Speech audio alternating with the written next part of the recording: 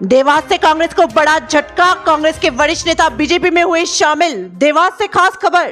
कांग्रेस के वरिष्ठ नेता बीजेपी में हुए शामिल। भाजपा कार्यालय पर की गई आतिशबाजी। लोकसभा चुनाव के चलते नेताओं का बीजेपी से कांग्रेस और कांग्रेस से बीजेपी में आने जाने का सिलसिला लगातार चल रहा है। देवास में भी कांग्रेस के वरिष्ठ नेता अजीत भल्ला बीजेपी में शामिल हो गए, जहां भारतीय जनता पार्टी कार्यालय पर कार्यकर्ताओं और सांसदों द्वारा हार और फूल पहनाकर उनका स्वागत सत्कार किया गया। वहीं कार्यालय पर आतिशबाजी भी की गई।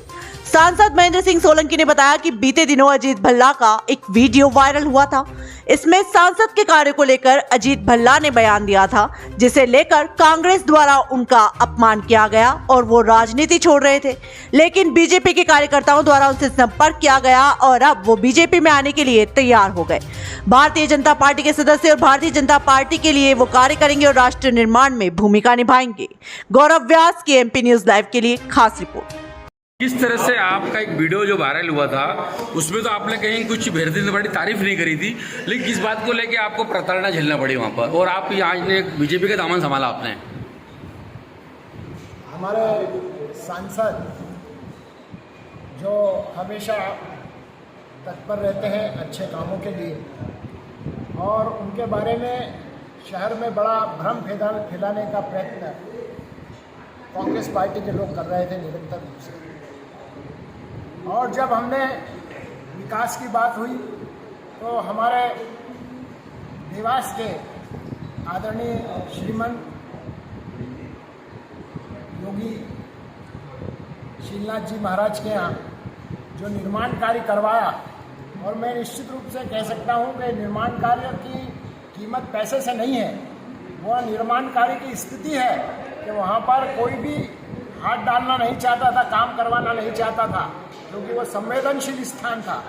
पर आदरणीय सांसद जी ने इस बात की परवाह नहीं करी और इस बात का धैर्य बनाया कि हमारे धार्मिक स्थल पर अगर कोई बलात्कारी बलात्कार करेगा तो निश्चित रूप से वह जो जगह है वह असुरक्षित है।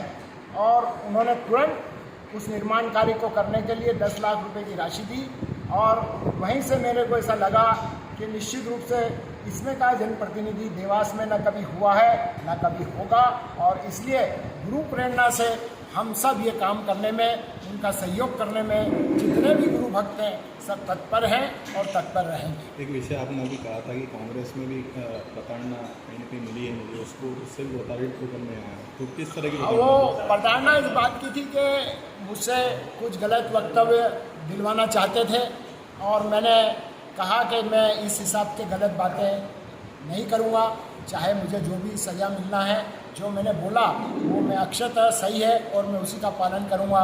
मैं अपनी बात को काटूंगा नहीं, जो बोला है मैंने सत्य बोला है, गुरु महाराज के दरबार में ये बात करी। वैसा आपने भी वक्तव्य का बोला था कि नाम भी लिया था आपने किसी का, तो कौन व्यक्ति है जो आपसे वक्तव्य बुलवाना चाह रहे थे और किसके लिए बुलवाना चाह रहे थे? वो हमारे यहाँ के जो पूरा मैनेज करते हैं देवास के, वो ये चाह रहे थे, जो कांग्रेस को अभी बागडोर जिन्होंने संभाल रखी है, हमारे अध्यक्ष कांग्रेस के और हमारे पूर्व मंत्री, वो चाह रहे थे कि मैं यदि कोई बयानबाजी करूं।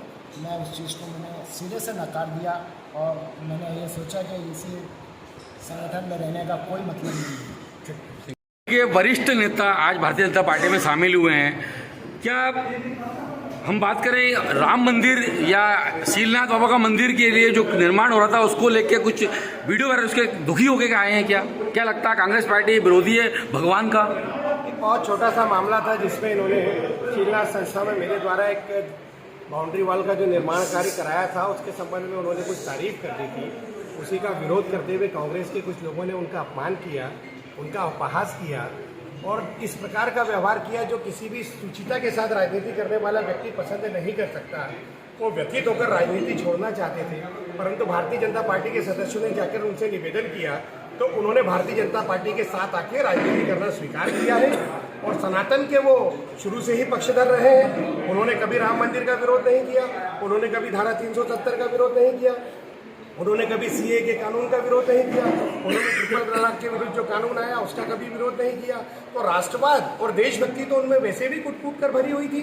अब वो भारतीय जनता पार्टी के सदस्य हैं और भारतीय जनता पार्टी के सदस्य के नाते वो काम करेंगे और राष्ट्र निर्माण में अपनी भूमिका निभाएंगे। क्या कांग्रेस की बात करें तो राष्ट्र निर्माण के लिए कांग्रेस भूल खुलाई है कि आज की तारीख में बताएं आप? राम मंदिर हो या किसी प्रकार का मंदिर हो, उसको लेके कांग्रेस के बारे में क्या बोलेंगे आप? देखिए, कांग्रेस पूरी तरह से सनातन विरोधी पार्टी है।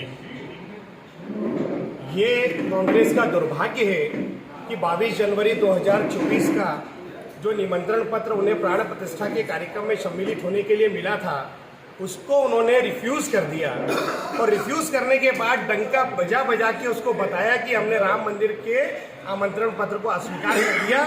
ये कांग्रेस के नेताओं का दुर्भाग्य है।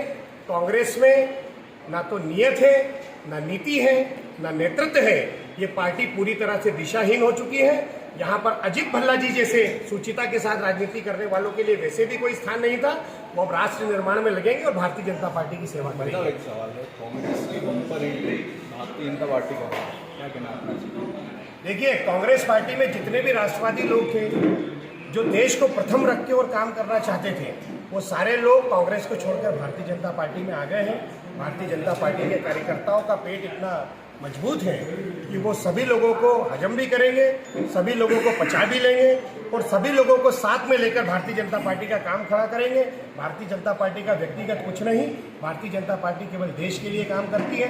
देश के लिए जो काम करने वाले लोग हैं, वो कितने ही लोग भारतीय जनता पार्टी में आए, उन सब का स्वागत है। और भी भाई साहब, कांग्रेस के जो कार्यकर्ता या वरिष्ठ भी बीजेपी में आने वाले हैं कि आने वाले समय में भारतीय जनता पार्टी का दरवाजा हर राष्ट्रवादी और देशभक्त के लिए